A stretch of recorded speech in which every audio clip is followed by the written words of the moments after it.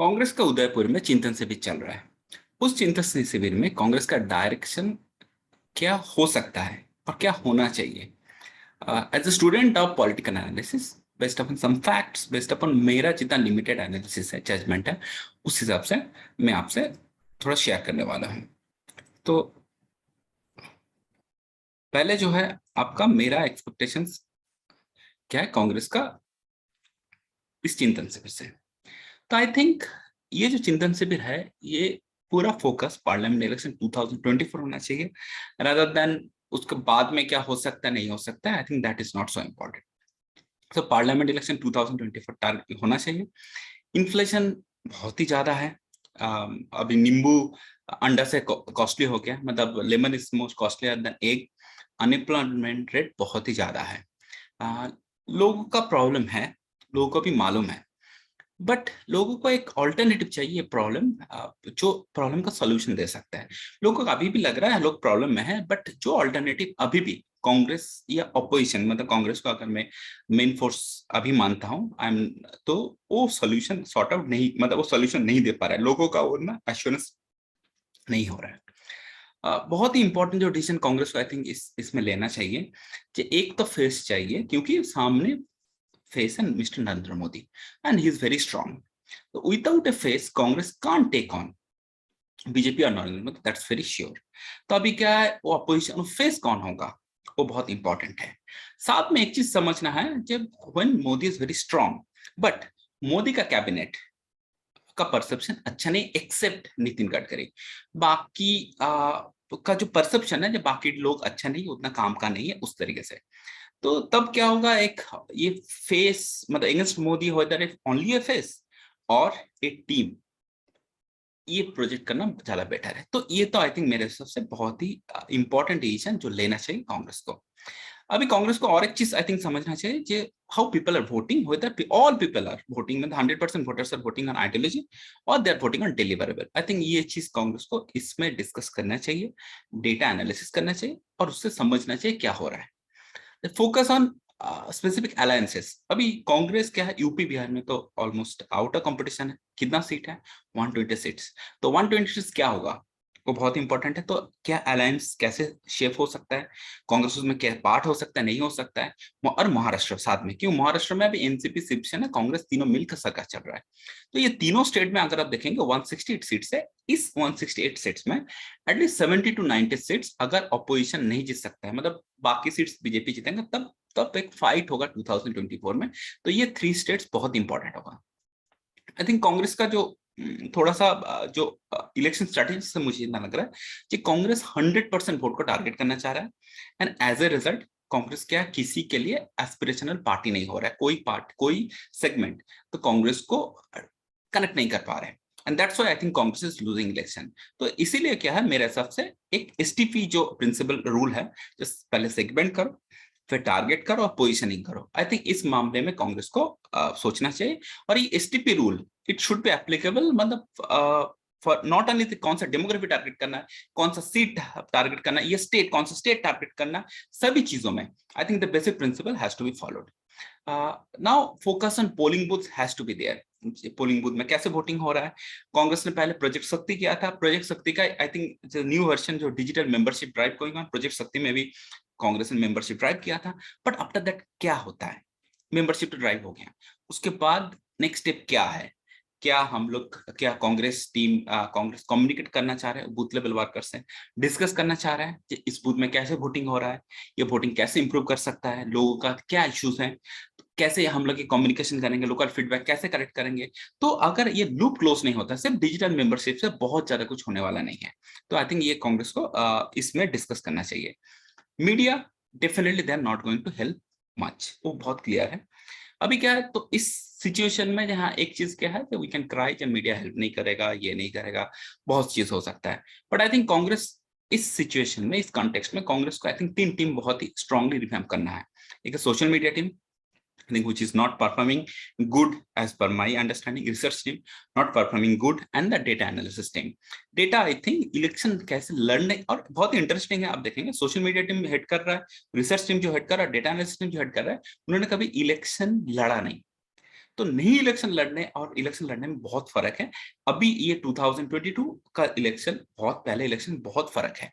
तो अभी क्या है, जब सामने पार्टी बीजेपी जब बहुत सारे एनालिसिस कर रहा है, बहुत सारे रिसर्च कर रहा है, बहुत सारे सोशल मीडिया यूज कर रहा है, तो अगर आप नहीं कर पा रहे हो तो आप क्या ये गेम में बहुत पीछे पड़ रहे हो। तो आई थिंक ये तीन टीम को डेफिनेटली कांग्रेस को सोचना है कैसे स्ट्रेंथन करें, कैसे रिवैम्प करें, और ये तीन टीम एक साथ एक एक काम करके कैसे बेटर बेटर नैरेटिव बनाए। तो पहले जो मैं बोल रहा था, जब वोटिंग कैसे होता है, आइडियोलॉजी और डिलीवरेबल, किस में वोटिंग होता है। तो अगर आप देखेंगे, मैं कुछ पार्लियामेंट टू असेंबली इलेक्शन में एक डिफरेंस, बीजेपी का वोट शेयर का डिफरेंस दिखा रहा हूँ। जैसे आप देखेंगे 2019 में आप झारखंड में 51.5% बीजेपी का वोट मिला, 33 18% ड्रॉप हुआ। फिर हरियाणा इलेक्शन में देखेंगे 21% बीजेपी का ड्रॉप हुआ। फिर न्यू दिल्ली इलेक्शन में 18% ड्रॉप हुआ। देन वेस्ट बंगाल इलेक्शन में जहां पर 3 कॉर्नर से 2 कॉर्नर फाइट हो गया था, तो मतलब ऑटोमेटिकली आपका वोट बढ़ जाना चाहिए, वहां पर भी बीजेपी को 2.4% वोट ड्रॉप हुआ। फिर उत्तर प्रदेश में बहुत अच्छा परफॉर्मेंस हुआ, लेकिन बीजेपी का 8.5% वोट शेयर ड्रॉप हुआ, आप देखेंगे इन पार्लियामेंट टू असेंबली। और उत्तराखंड में भी, जहां पर बीजेपी सेकंड टाइम सरकार में आया, 3 बार सीएम बदलने के बाद भी, तो वहां पर भी 16% वोट शेयर ड्रॉप हुआ। तो एक चीज समझ में आता है, अगर सब लोग बीजेपी के सारे होटल आइडियोलॉजिकली वोट कर रहे हैं, तब क्या होता है, इतना वोट शेयर ड्रॉप नहीं होता, तो हर टाइम बीजेपी को वोट करेगा। लेकिन ये जब ड्रॉप हो रहा है, तो इसका मतलब क्या है, इसका मतलब क्या है, कि कुछ लोग आइडियोलॉजिकल बेस, सभी सब पार्टी का सपोर्ट बेस होगा, ठीक है। लेकिन उसके साथ क्या होगा, कुछ लोग वोटिंग चेंज कर रहे हैं, जिसको लग रहा है कि जब ये गवर्नमेंट आने के बाद ये गवर्नमेंट बेटर मुझे सर्व कर सकता है, तो उस हिसाब से आई थिंक मुझे वोटिंग हो रहा है। तो इसीलिए क्या होगा, जो मेरा सबसे, जो ऑपोजिशन को आइडियोलॉजिकल बैटल से, ऑपोजिशन को आई थिंक एक सोचना पड़ेगा, स्पेशल कांग्रेस पार्टी को, कि कांग्रेस कैसे डिलीवर, मतलब एक लोगों को लगे कि हाँ मैं बेटर कुछ चीज डिलीवर। एक चीज समझना, जो हाँ जितना भी हम लोगों से इंटरेक्शन है, देयर इज नो डाउट कि हाँ कोई पेट्रोल प्राइस 110 रुपए में खुश नहीं होगा, कोई मस्टर्ड ऑयल प्राइस पर लीटर 100 रुपीज 110 रुपीज में कोई खुश नहीं रहता है, कोई नींबू प्राइस, समझ लीजिए एक नींबू का प्राइस 7-8 रुपया में कोई खुश नहीं रहता है। तो एवरीथिंग ओके, बट क्या होगा, लोगों को जो चाहिए एक, क्या ऑल्टरनेटिव जो गवर्नमेंट आएगा ये क्या कम कर पाएगा, ये एक ट्रस्ट चाहिए, ठीक है। ये ट्रस्ट अगर होगा, तो मेरे हिसाब से बहुत लोगों का वोटिंग पैटर्न में बहुत फर्क आ सकता है। अभी क्या, रिसेंटली जो इलेक्शन हुआ था, तो उसमें मैंने जितना देखा, जो यूपी और उत्तराखंड का एनालिसिस किया, जो रिसेंट डेटा है, और ये डेटा है एक्सिस माई इंडिया जो एग्जिट पोल है, उससे मैंने उठाया। और ये मैं क्यों उठाया, क्योंकि इनका एग्जिट पोल बहुत सही था, और इसी, और जो सही होने का जो बेसिस था, जो बैक एंड में जो डेटा था, ये सारे डेटा था। तो आप देखेंगे, जो अगर ऑक्यूपेशन वाइज देखेंगे, जब स्टूडेंट में BJP 39.5, it is showing some weakness. आप देखेंगे फार्म लेबर में भी एक वीकनेस 38.5%, मतलब ये उत्तर प्रदेश का कितना परसेंटेज वोटर बीजेपी को वोट किया था 2022 में एग्जिट पोल डेटा, और उत्तराखंड में कैसे वोटिंग किया था। तो मैं दोनों का एवरेज ले लिया, क्योंकि ये दोनों यूपी उत्तर प्रदेश उत्तराखंड बहुत इंपॉर्टेंट हिंदी हार्ट वर्ल्ड में इलेक्शन होने जा रहा है। So that is the almost best performance BJP is doing. So इन सारे सिनेरियो में कहां कहां पर इंडिकेशन आ रहा है, जब बीजेपी कहां पर वीक हो रहा है, कहां पर बीजेपी बहुत स्ट्रांग आ रहा है, और कैसे ऑपोजिशन को प्लान करना चाहिए। तो हम देखेंगे, जब बीजेपी देखेंगे एज वाइज प्रोफाइल में, आप देखेंगे 18 टू 25 में 26 टू 35 ब्रैकेट में बीजेपी का वीकनेस थोड़ा दिखाई दे रहा है। आप देखेंगे above that BJP almost performance very good, but in the younger generation it is weak. BJP कहां पर वीक लग रहा है, आपको दिखाई दे रहा है स्टूडेंट में, आपको दिखाई दे रहा है फार्म लेबर, आपका दिखाई दे रहा है ऑटो एंड टैक्सी ड्राइवर, बहुत इंपॉर्टेंट है। लेकिन एक चीज, तो ये तीन सेगमेंट को जहां पर वीकनेस दिखाई हो रहा है, तो ऑपोजिशन को क्या चाहिए, इसको एग्रेसिवली टारगेट करके, एग्रेसिवली जब आप टारगेट करेंगे, तो ये टारगेट करके इसका वोट ज्यादा कन्वर्ट करना है। ये सेगमेंट का सेगमेंट टारगेट पोजीशनिंग का ये सेंस होता है। ये सेगमेंट को मैं बहुत ज्यादा टारगेट करूंगा, मेरा पोजीशनिंग ऐसा होगा, ये सेगमेंट को मैं कनेक्ट कर पाऊंगा, और ये कन्वर्ट ज्यादा होगा। लेकिन आप देखेंगे जो 2022 का जो यूपी इलेक्शन और 2022 का उत्तराखंड इलेक्शन में बीजेपी ने भी इलेक्शन जीता है। तो मतलब ये सेगमेंट से आप इलेक्शन नहीं जीत सकता, आपका एडिशनल कुछ सेगमेंट चाहिए। तो एडिशनल सेगमेंट क्या होना चाहिए, मेरा हिसाब से जो अंडरस्टैंडिंग में जीतना है, जो ऑपोजिशन को एक जो रीच आउट करना चाहिए female voters, special house wife. देखिए फीमेल में, मेल फीमेल वर्जन में आप देखेंगे यूपी और उत्तराखंड में दोनों में आप देखेंगे फीमेल बहुत अच्छा बेटर वोट किया, मतलब आप देखेंगे 4% का मेल और फीमेल में वोटिंग का डिफरेंस है। लेकिन प्राइस रेस ज्यादा है, फीमेल को सबसे ज्यादा हिट कर सकता है cooking gas price, mustard oil, आपका डेली वेजिटेबल्स जो जो वो सारे प्राइस बढ़ गया है, ठीक है। आज देखेंगे व्हीट एक्सपोर्ट बंद करना पड़ा क्योंकि प्राइस बढ़ रहा है, तो व्हीट का भी प्राइस बढ़ रहा है, तो आटा का प्राइस भी डेफिनेटली बढ़ रहा है, तो ये सारे इम्पैक्ट डेफिनेटली है। तो क्या होगा, हाउस वाइफ को टारगेट करना है। गवर्नमेंट सर्विस होल्डर्स मतलब जो पीएसयू में जो काम करता है, बीएसएनएल, हैल, आपका बीपीसीएल, ओएनजीसी, आईओसीएल, ये जो एम्प्लॉय है, तो ये एम्प्लॉय में क्या होता है, एक जो परसेप्शन अभी बना है कि हाँ गवर्नमेंट ये सारे पीएसयू को वीक कर रहा है सो दैट ये को बेच ना पाए। तो ये एम्प्लॉय का स्ट्रेंथ कितना होगा, ये एम्प्लॉय आई थिंक मेरे हिसाब से क्लोज टू आपका 14 लाख एम्प्लॉयज जो डायरेक्टली और indirectly employed in this segment. और तो 14 लाख एम्प्लॉयज इनटू आप समझ लीजिए थोड़ा फैमिली, एक्सटेंडेड फैमिली का 4 वोटर भी ले लें तो 56 लाख वोट होता है। तो ये सेगमेंट का टारगेट करना है। फार्मर्स आप एक फार्मर प्रोटेस्ट हुआ definitely, and farmers different area में डिफरेंट प्रॉब्लम है, not only the farm law. आप देखेंगे यूपी में आपका स्टे कार्टेल इशू, आपको फर्टिलाइजर प्राइस, आपको सीड अवेलेबिलिटी, कभी कभी सीड ब्लैक मार्केट में खरीदना पड़ रहा है, वो डेफिनेटली एक इशू है। फिर आपका pesticide price, input cost has gone very high, उस हिसाब से आपका आउटपुट प्राइस उस हिसाब से गवर्नमेंट नहीं मिल रहा है। तो ये फार्मर्स को भी डेफिनेटली आपको टारगेट करना चाहिए। तो कौन सा सेगमेंट आप देखेंगे, मैं सिंपल वे में और एक बार रिपीट करने के लिए, ये तो सेगमेंट जहां पर आपका थोड़ा मुश्किल दिखा था, age bracket between 18 to 35, students, farm labours, auto taxi drivers, इसमें तो बीजेपी को एक वीकनेस दिखाई दे रहा है। एडिशनली जो अपोजिशन का आई थिंक टारगेट करना चाहिए, house wife, government service holders and farmers, तो ये सेगमेंट को भी टारगेट करना चाहिए। अभी क्या होगा, ये सेगमेंट को आप जब टारगेट करेंगे तब क्या होगा, 70% वोटर को आप रीच आउट करेंगे। तो मेरा जो सजेशन है, मैं जितना अभी इलेक्शन देख रहा हूँ, आपको जस्ट एक चीज बता रहा हूँ, जो बीजेपी के परफॉर्म अच्छा किया। अब देखेंगे वेस्ट बंगाल में क्या हुआ। वेस्ट बंगाल में देखिए Bengali versus non Bengali election कर रहा है, लेकिन बंगाल में भी non Bengali voter around 10 to 11% voter है। तो मतलब टीएमसी जब इलेक्शन कैंपेनिंग किया तो अराउंड 89-90% में खेलना चालू किया, 10% बीजेपी को छोड़ दिया। तो आप देखेंगे जेएमएम कैसे जीता।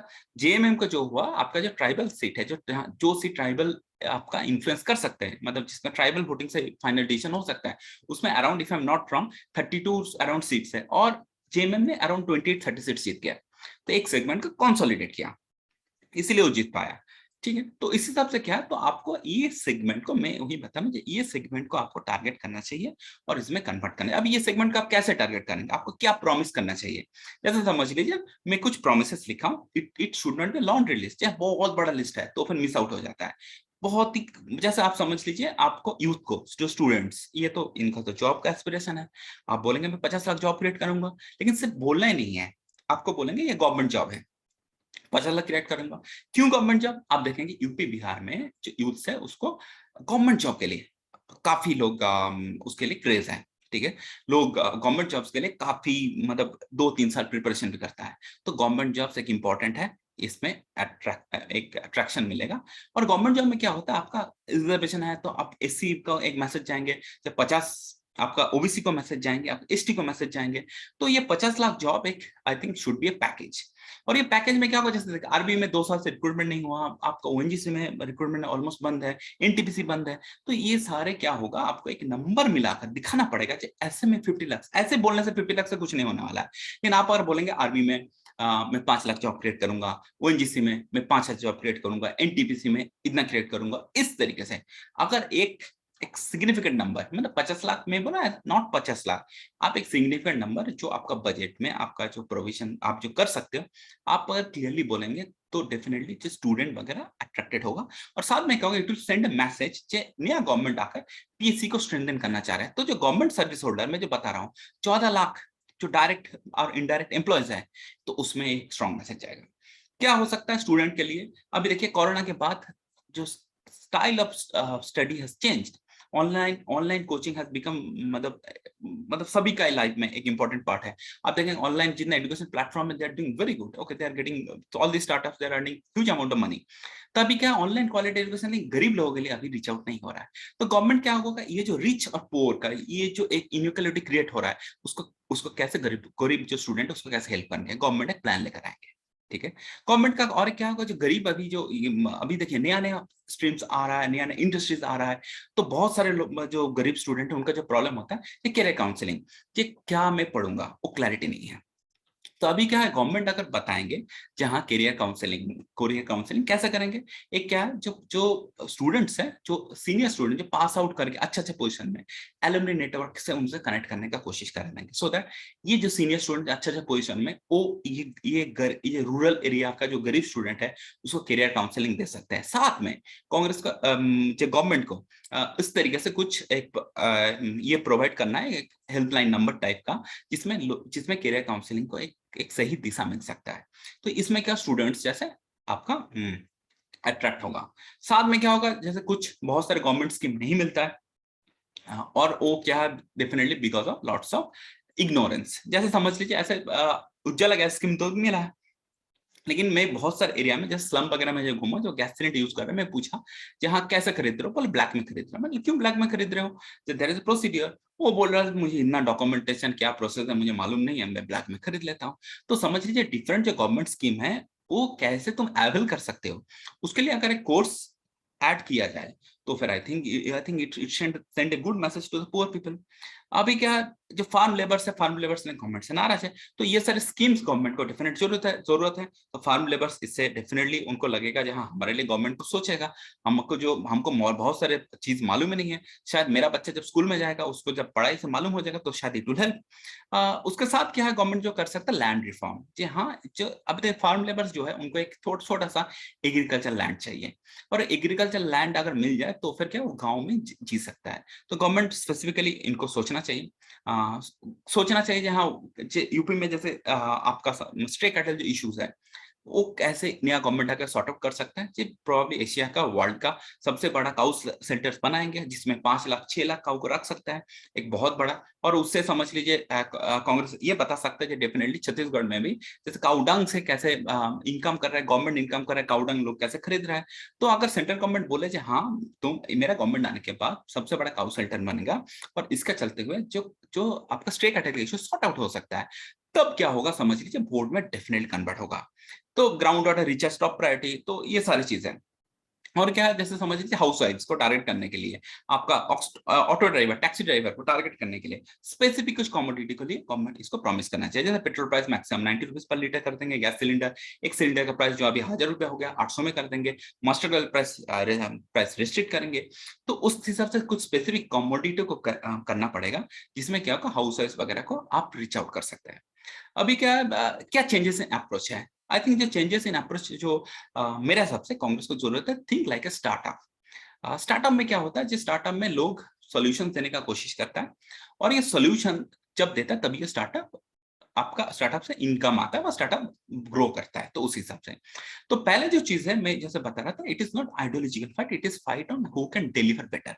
तो क्या होगा, जो फोकस होगा ऑपोजिशन का, जो लेड बाय कांग्रेस पार्टी, उनका होगा जो डिफरेंट प्रॉब्लम का सॉल्यूशंस धीरे धीरे देता रहा है। हम लोग सरकार में आएंगे ऐसे में सॉल्यूशन देता रहूंगा, वो बहुत इंपॉर्टेंट है, और वो मैसेज पहुंचना चाहिए। Definitely messenger is also important. Only अभी जो मुझे लग रहा है, जब ओनली ब्लाइंड अपोजिशन लग रहा है, जहाँ एकदम ब्लाइंड अपोजिशन, जो लोगों के पास मैसेज जा रहा है, जो परसेप्शन क्रिएट हो रहा है, जैसे ब्लाइंड अपोजिशन हो रहा है, कांग्रेस में आने के बाद ऐसे कुछ चेंजेस नहीं होगा।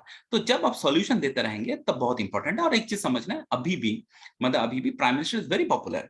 तो when you attack prime minister personally, इसमें आपका एक इंप्रेशन खराब हो जाता है, इसमें you start losing your votes. तो क्या होगा, आपको एक कंस्ट्रक्टिव ऑपोजिशन का रोल प्ले करना है, जिसमें आप लोगों को बोलेंगे कि हम लोग सरकार में आएंगे तो सॉल्यूशन देते रहेंगे। Once again I'm repeating, ये टारगेट ओनली 70% वोट। इसमें क्या होगा, आप 70% वोट जो हाउस वाइफ को लाएंगे ना, ये गवर्नमेंट है मेरे लिए कुछ, ऑटो ड्राइवर को लाएंगे ना, पेट्रोल प्राइस डीजल प्राइस कम हो जाएगा, सीएनजी प्राइस कम हो जाएगा।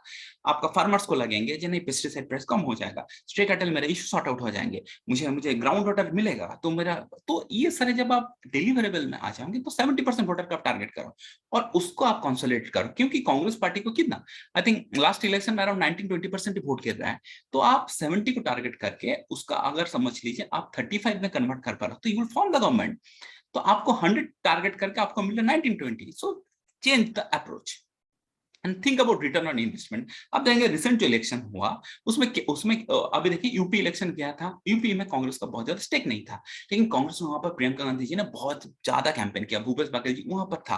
लेकिन कांग्रेस को फोकस कितना करना चाहता, जहां पर इन्वेस्टमेंट में रिटर्न आ सकता था वो उत्तराखंड, गोवा, पंजाब, लेकिन कांग्रेस वहां पर इग्नोर किया और उसका रिजल्ट आपको मालूम होगा। तो कांग्रेस को थोड़ा सा स्ट्रेटेजिकली सोचना पड़ेगा कि ऐसा इन्वेस्ट करूं कि जहां पर इन्वेस्ट करने से मुझे रिजल्ट आएगा। सेम चीज जैसे हमें भोपाल में दिग्विजय सिंह को भेजना है, तो भोपाल में दिग्विजय सिंह नहीं जीत सकते, भोपाल से कांग्रेस जीतना बहुत इंपॉसिबल है। अगर आप भोपाल जीत रहा है तो समझ लीजिए एमपी में आप 29 में 27 सीट जीत जाओगे, शायद 29 भी जीत जाओगे, ऐसा सीट है। तो टारगेट करो सीट कि हाँ मैं कौन सा सीट टारगेट करूंगा, 29 में मुझे पिछली बार मुझे एक सीट मिला, तो मैं कौन सा समझ लीजिए 26 टारगेट करूंगा, उससे मैं 15-16 सीट कन्वर्ट करूंगा। I think that approach Congress has to take. जैसे तो वो बहुत इंपॉर्टेंट है। और क्या डिसीजन मेकिंग, आप कैसे डिसीजन ले रहे हो, आपका जो डिसीजन होना चाहिए वो है थ्रू डेटा एंड सर्वेस। आप स्पेंड मनी कीजिए डेटा गैदर करने, कैसे polling booth level demography, polling booth level voting pattern, ये कैसे हो रहा है वो समझने के लिए, एनालिसिस करने में आप स्पेंड कीजिए, सर्वे में टाइम स्पेंड कीजिए, टेक इन्फॉर्म डिसीजन। जैसे एग्जांपल मैं आपको बता रहा हूँ, जैसे क्या जाटव कम्युनिटी यूपी में किसको वोट किया, बहुत सारी थ्योरी है, लेकिन आप अगर समझ लीजिए एक मेहनत करके, जो जाट पोलिंग बूथ को मैं आइडेंटिफाई करके फिर मैं देख रहा हूँ कैसे वोटिंग पैटर्न हुआ, और वोटिंग पैटर्न क्या किस तरीके से है, मतलब कौन सा सीनियरी में हो रहा है, जब एसपी का मुस्लिम कैंडिडेट तब अलग हो रहा है, तो उस तरीके से कुछ हो रहा है, हिंदू मुस्लिम हो रहा है नहीं हो रहा है। तो डेटा से आप इन्फ्रेंस, डेटा पढ़िए, डेटा पढ़ने से आपको आपको बहुत सारे सही इन्फॉर्मेशन मिलेगा, और सही इन्फॉर्मेशन अगर मिलेगा तब आप करेक्ट डिसीजन, आपका स्ट्रेटेजी सही लाइन में होगा। कुछ कैंडिडेट आपको समझना है मेरे हिसाब से, जो डिक्लेयर अर्ली करना चाहिए। देखिए बीजेपी के साथ लड़ने के लिए कांग्रेस को कुछ कैंडिडेट अर्ली करना ही चाहिए मेरे हिसाब से। तो क्या, start thinking about targeting some seats जहां पर कांग्रेस फाइट में डेफिनेटली हो सकता है, और वो सारे सीटों में डिक्लेयर कर सकता है। और एक और चीज है, जैसे समझिए कर्नाटक इलेक्शन है, बाद में राजस्थान है, छत्तीसगढ़ है, आपका छत्तीसगढ़ एमपी है, तो ये सारी सीटों में between assembly and parliament election बहुत ज्यादा टाइम डिफरेंस नहीं है। तो क्या होगा, कुछ कुछ सीटों में आप समझ लीजिए पार्लियामेंट कैंडिडेट सीट्स डिक्लेयर करने से आपको स्टेट इलेक्शन में फायदा होगा, और वो कैंडिडेट को बहुत टाइम मिलेगा। जस्ट फॉर एग्जाम्पल, जैसे हम बीदर एक सीट है जहां पर भगवंत खुबा अभी बीजेपी का सेंट्रल मिनिस्टर है, उन्होंने अभी एमपी है। अभी देखिए उस सीटों में समझ लीजिए पिछले बार कांग्रेस लिंगायत कैंडिडेट से ट्राई किया, अभी उस सीटों में समझ लीजिए एक मराठा कैंडिडेट को अगर अभी से प्रिपेयर करें, तो क्या अगर मराठा वोट अगर कांग्रेस को मिल जाए, तो अभी से अगर डिक्लेयर कर दिया, तो स्टेट इलेक्शन में कांग्रेस को मराठा वोट मिलेगा, उस डिस्ट्रिक्ट में बहुत अच्छा रिजल्ट हो सकता है। और क्या साथ में क्या होगा, ये सीट भी निकल सकता है। तो क्या होगा, जो आप समझ लीजिए जब एक डिसीजन ले रहा है, थोड़ा सा साथ में जब डिसीजन लेना ही है, कभी कभी अर्ली डिसीजन लेना बेटर होगा। और क्या है जो लग रहा है, जो कांग्रेस में पार्टी में अभी क्या है, जैसे जो कैंडिडेट लड़ रहा है, कांग्रेस पार्टी का एक कल्चर बना लिया, जब पैसा होने में ही आपको टिकट मिलेगा। तो आप देखेंगे तो पुअर लोगों से, जो गरीब लोगों है, मुझे लग रहा है जो कांग्रेस पार्टी का जो एमएलए एमपी से बहुत ज्यादा इंटरेक्शंस नहीं है। जैसे मैं जब एमएलए एमपी को पूछता हूँ सर अभी टमाटर का प्राइस कितना है, दे कांट टेल, क्योंकि वो लोग टमाटर कभी खरीदने नहीं गया, प्याज खरीदने नहीं गया, नींबू खरीदने नहीं गया, भिंडी खरीदने नहीं गया। तो प्रॉब्लम क्या हो रहा है, आप देखेंगे जो उदयपुर में जितना सारे लोग हैं, आप दिखाएंगे एक बंदा जो पुअर है। तो क्या हो रहा है, आपका प्रॉब्लम जो फेस कर रहा है चाहे तो पुअर फेस कर रहा है, लेकिन आपको पुअर के साथ कोई इंटरेक्शन नहीं है। आप जब गरीब लोगों के साथ इंटरेक्शन नहीं करोगे तो गरीब लोगों को प्रॉब्लम नहीं है, आपको मालूम नहीं होगा, तब आप सोशल मीडिया में उसके लिए बात नहीं करोगे। जब आप स्पीच देने जाओगे तो उसमें बात नहीं करोगे, जब बात नहीं करोगे तब क्या हो जाता है, लोगों के डिस्कनेक्ट दिखाई दे रहा है, कांग्रेस वो कांग्रेस पार्टी से कनेक्ट नहीं कर पा रहा है, और इसीलिए वोट में नहीं आ रहा है। एंड डेफिनेटली आई थिंक बहुत इंपॉर्टेंट है कांग्रेस पार्टी को चेंज, जो ऑलरेडी डिजिटल मेंबरशिप एक्सेस चालू हुआ, पोलिंग बूथ में फोकस है। But I think Congress party का जो स्ट्रक्चर है वो क्या है, आपका फ्लैट स्ट्रक्चर, मैं अगेन बोल रहा हूँ, चेंज करना है एसटीपी। आप समझ लीजिए जो पोलिंग बूथ में आपको हमेशा लीड मिलता आया है, शायद इस बार भी मिलेगा, लेकिन जिसमें आपको आइडेंटिफाई करना है कौन सा पोलिंग बूथ पे मुझे लीड नहीं मिल रहा है, और जो लीड नहीं मिल रहा है वहां पर मुझे फोकस करना है। तो वो आई थिंक बहुत इंपॉर्टेंट है। मैं एक एग्जांपल देकर आपको दिखाना चाहता हूँ, जैसे कैसे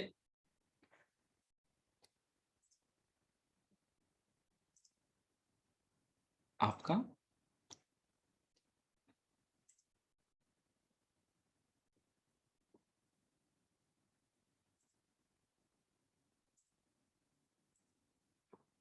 ये देखिए मैं कर्नाटका का पोलिंग बूथ लेवल एनालिसिस आपको दिखा रहा हूँ। जैसे 2013 में मैंने अभी तक 212 असेंबली कॉन्स्टिट्यूंसी एनालिसिस किया था, तो उसमें देखिए कांग्रेस को अराउंड 44% पोलिंग बूथ में लीड था। अभी देखेंगे 2014 पार्लियामेंट इलेक्शन में कांग्रेस को 39% पोलिंग बूथ में लीड था। 2018 में ये नंबर 37 हुआ और बीजेपी को उस टाइम में भी 41 था, पार्लियामेंट इलेक्शन में 50% था। अभी देखेंगे ये जो 2019 का इलेक्शन हुआ उसमें देखिए ऑलमोस्ट 61% पोलिंग बूथ में लीड था। अभी उसके बाद फर्दर ही एनालिसिस किया हूं, जैसे सेंट्रल कर्नाटका में कैसे था, कितना परसेंट पोलिंग बूथ में लीड था, मुंबई कर्नाटका में क्या था, कोस्टल कर्नाटका में क्या था। अब देखिए कोस्टल कर्नाटका में देखिए 78% पोलिंग बूथ में लीड था। अब देखिए हैदराबाद कर्नाटका देखेंगे ये नंबर थोड़ा सा कम 60%। अब ग्रेटर बेंगलोर में देखेंगे 68% बीजेपी का लीड था। अब ओल्ड मैसूर रीजन में देखेंगे बीजेपी को 50% लीड था। ठीक है, तो आपको समझना है जो कैसे पोलिंग, कितना पोलिंग बूथ में किसका लीड था। अभी इसके बाद अगर देखेंगे, जब मैं अगर असेंबली लेवल में चला जाता हूँ, जैसे चलिए मैं हरिहर करके एक असेंबली कॉन्स्टिट्यूंसी सिलेक्ट कर लेता हूँ। अभी बूथ लीड एनालिटिक्स अगर मैं निकाल लेता हूँ, तो अगर देखेंगे हरिहर में क्या हुआ, आप देखेंगे जब पिछले बार पार्लियामेंट इलेक्शन में 60% पोलिंग बूथों में बीजेपी को लीड था, बीजेपी को 146 पोलिंग बूथ में लीड था, कांग्रेस को 94 पोलिंग बूथ में लीड था। अभी और भी डिटेल्स में अगर चला जाऊं कांग्रेस पार्टी का, तो देखेंगे इतना सारे पोलिंग बूथ है। ऑलमोस्ट हरियाणा में कितना पोलिंग बूथ है, 90 पोलिंग बूथ है, जिसमें कांग्रेस को आप देखेंगे last 2013 2000 assembly, 2014 parliament, 2018 assembly, 2019 parliament, किसी में भी लीड नहीं मिला। तो कितना बूथ है ये, 90 पोलिंग बूथ हरियाणा में। ये 90 पोलिंग बूथ में क्या है, देखिए आप 2019 में 24,000 माइनस आ रहा है। अगर आपका 90 पोलिंग बूथ में 24,000 माइनस आ रहा है तो ये सीट बहुत ही मुश्किल हो जाता है ये सीट जीतना। असेंबली में देखिए इसमें 16,000 माइनस आ रहा है ये 90 पोलिंग बूथ में।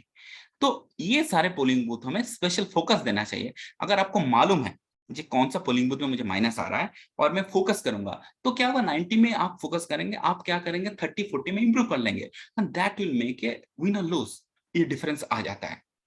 तो आई थिंक आपको तो ये चीज है, आपको ये तो इसीलिए मैं बोल रहा हूँ कि पोलिंग बूथ लेवल आपका एनालिसिस इसलिए इतना ज्यादा इंपॉर्टेंट है। अभी क्या है, एक ऑपोजिशन टीम मेरे हिसाब से, it should not be a person who can take Narendra Modi, it should be a team. तो टीम क्या है, मैं थोड़ा जल्दी जल्दी जा रहा हूँ। मेरे हिसाब से Sachin Pilot should be the PM candidate. मैं क्यों थोड़ा बाद में बताता हूँ। हेमंत सोरेन मेरा चॉइस जो है deputy PM and home minister. पलानीवल थगराजन जो present finance minister of Tamil Nadu, DMK से फाइनेंस मिनिस्टर होना चाहिए। General Hooda should be the defence minister. Sonu Sood interesting choice है आपका स्पोर्ट्स मिनिस्टर। रीति Jaiswal rural development minister from RJD. Jayant Chaudhary agriculture minister. Pallavi Patel women empowerment minister. Indrajit Saroj जो Indra Saroj Pasi leader UP का, social welfare minister SP से हो सकता है। Manoj Jha ji education minister. Jayant Patil NCP से industry minister. Aditya Thackeray environmental minister. Doctor Hilal Alva आपका tribal affair minister. Arun Yadav ji civil aviation minister. Krishna Byregowda water resource minister. Shashi Tharoor external affairs minister. TS Baba health minister Congress. Hanuman Beniwal tourism minister RLP. अभी supported team क्या होगा, जो राहुल गांधी यूपीए चेयरपर्सन रहेंगे। साथ में क्या होगा, जो Raghuram Rajan minister chief economic adviser रहेंगे। पी चिदम्बरम एक एक टीम काम करेगा स्पेसिफिकली प्रोफेशनल टीम, जहां पर head of job creation team, कैसे जॉब क्रिएट हो सकता है उसके बारे में। नोबेल प्राइज विनर आपका कैलाश जी, उनको head of children development team, मतलब स्कूल में जो चिल्ड्रन है उनको कैसे और बेटर डेवलप कर सकता है, उनका काफी एक्सपीरियंस उनके एक्सपीरियंस में लेना चाहिए। आपका अभिजीत बनर्जी जी क्या होगा, इन्फ्लेशन कंट्रोल प्राइस राइज में कंट्रोल करने के लिए टीम रहेगा, प्रोफेशनल टीम रहेगा, उसको हेड करेंगे। गीता सेन मेल न्यूट्रिशन, जो जैसे बच्चों में और फीमेल्स में कैसे मेल न्यूट्रिशन दूर कर सकता है, इसलिए गीता सेन इस तरीके से आपका टीम हो सकता है। अभी क्या होगा देखिए, मैं एक चीज आपको बताना चाहता हूँ, कि हाँ मेरा ये चॉइस क्यों है, बहुत सारे लोग ये बताएंगे, तो दैट्स व्हाई आपको मैं दूसरा एक स्लाइड में ले जाना चाहता हूँ।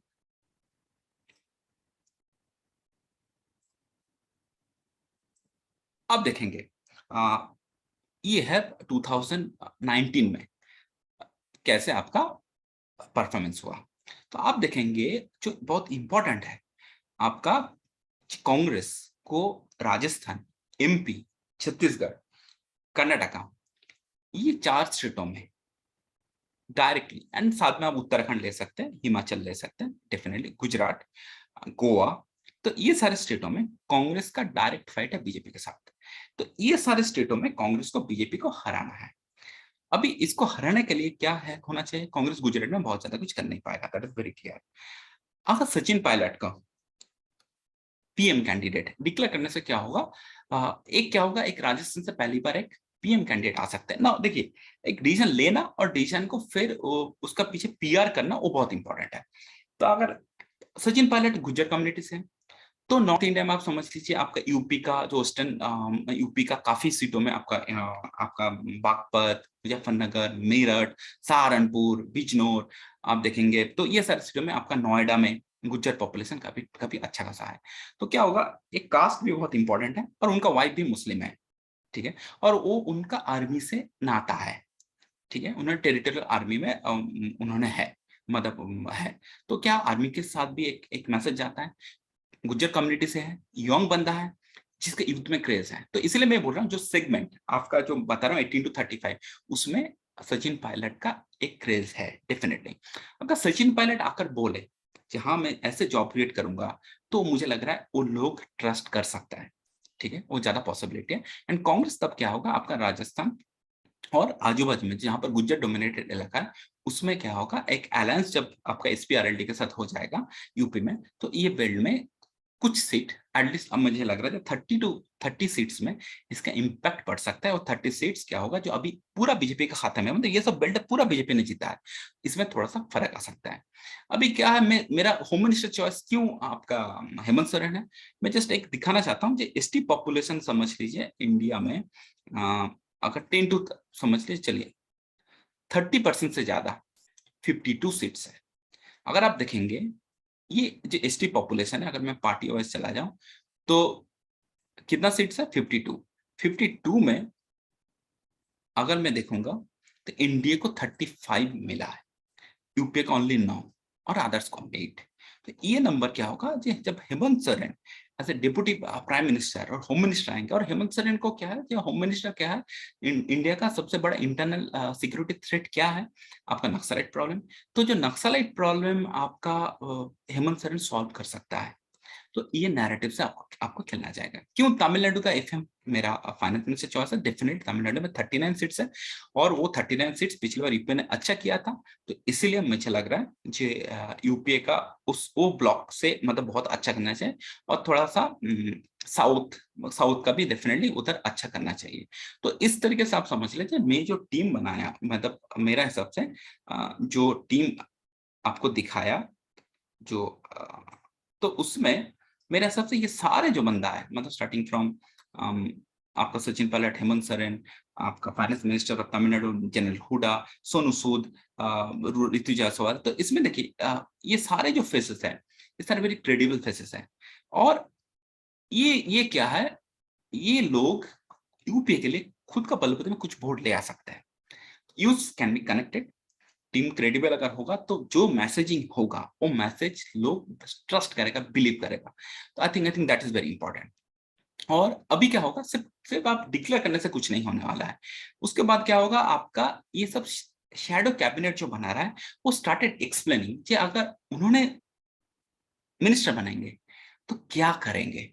तो व्हाट आई एम टेलिंग, आपका आइडियोलॉजी आप वन साइडेड रख रहे हो, आप क्या डिलीवरी में आ रहे हो। तो इसलिए मैं बता रहा हूँ, अगर सारे बंदा आकर प्लान बनाएंगे, चाहे मैं आकर ये डिलीवर करूंगा स्पोर्ट्स मिनिस्टर, मैं फाइनेंस मिनिस्टर के ये डिलीवर करूंगा, तो क्या होगा, लोगों को फोर्स होगा कि लोग कंपेयर करना चलेगा, प्रेजेंट एफएम से आपको एफएम, स्पोर्ट्स मिनिस्टर से आपको आपको स्पोर्ट्स मिनिस्टर, डिफेंस मिनिस्टर से आपको डिफेंस मिनिस्टर, होम मिनिस्टर से आपको होम मिनिस्टर। तो ये सारे कंपैरिजन जब चालू करेंगे, तब जो नैरेटिव बिल्ड होगा, लोगों को लगेंगे कि ना ये टीम बेटर होगा जो एक्सिस्टिंग टीम से, और वो नैरेटिव क्या होगा, आपका डेफिनेटली ऑपोजिशन को सूट करता है। एक बार अगर वोटर्स को लगे जो ये नया एक टीम, जो प्रेजेंट जो मोदी गवर्नमेंट का टीम से बेटर डिलीवर कर सकता है, तो मेरा हिसाब से, मैं स्टूडेंट हूँ पॉलिटिकल एनालिसिस का, मेरा हिसाब से people will vote for the opposition. अभी क्या है, देखिए ये जो टीम बना है, इसमें आप बोलेंगे अखिलेश यादव किधर है, तेजस्वी यादव किधर है, आपका शरद पवार किधर है, आपका उद्धव ठाकरे किधर है, ठीक है, तो ऐसा बहुत बड़ा मायावती किधर है, बहुत सारे ममता बनर्जी किधर है, तो बहुत सारे लोगों का बहुत सारा एस्पिरेशन है, but it is not so easy ये उनका सारे अब सारे जो तेजस्वी यादव को जाकर समझाना। तो आप अगर गवर्नमेंट बनता है आप मिनिस्टर नहीं बनोगे, आपका घर का कोई नहीं बनेगा, मनोज झा बनेगा और ऋतु जायसवाल बनेगा, it is not so easy definitely. But उनको समझना है जहाँ जब तक सेंटर में मोदी गवर्नमेंट है तब तक स्टेट में उनका मेन एस्पिरेशन क्या है, उनका मेन एस्पिरेशन है सीएम बनना रिस्पेक्टिव स्टेट का। तो अगर ये मैसेज उनको समझना है, हाँ जब तक सेंटर में मोदी गवर्नमेंट रहेगा ये बहुत डिफिकल्ट है, बट एक बार मोदी गवर्नमेंट का फॉल हो जाएगा तो उनका काम भी बहुत आसान हो जाएगा। तो आई थिंक ये इस तरीके से जहां तुम स्टेट में, जहां पर तुम स्टेट देखो और खुद का फैमिली छोड़कर बाकी बंदे को तुम भेजो, सो दैट तुम्हारा पार्टी का भी इमेज इंप्रूव होगा और तुमको भी बेटर आपका नेक्स्ट टाइम आपका बेटर पोजिशनिंग हो। और देखिए जो चॉइस है आप देखेंगे आरजेडी का जो चॉइस मैंने लिया मनोज झा जी डेफिनेट लिस्ट बैकग्राउंड से है, ब्राह्मण कम्युनिटी से है, ऋतु जायसवाल आपका बनिया कम्युनिटी से है, इधर पल्लवी पटेल आप देखेंगे एसपी का जो चॉइस ले रहा हूँ, पल्लवी पटेल आप क्या है कुर्मी कम्युनिटी से है, आप इंद्रजीत सरज वो क्या है पासी कम्युनिटी से है। तो क्या होगा इनको भी हेल्प होगा, जो इनको जो ज्यादा मुस्लिम के एक जो पार्टी माना जाता है इसका बाहर आई थिंक ये लोग आ सकता है। आई think that can change the image and I think तब क्या होगा लोग दूसरा तरीके से देखना चालू करेंगे और लोग फोकस करेंगे भाई ये कौन बंदा क्या डिलीवर कर रहा है, उसी नैरेटिव में इलेक्शन लड़ेगा और ये नैरेटिव क्या सोशल मीडिया में बनाना पड़ेगा। तो यही मुझे लग रहा है जो मेरा जितना एनालिसिस है तो ये अगर वीडियो काफी बड़ा हो गया फिर भी अगर आपको ये वीडियो अच्छा लगा तो प्लीज लाइक कीजिए और subscribe my channel. Thank you.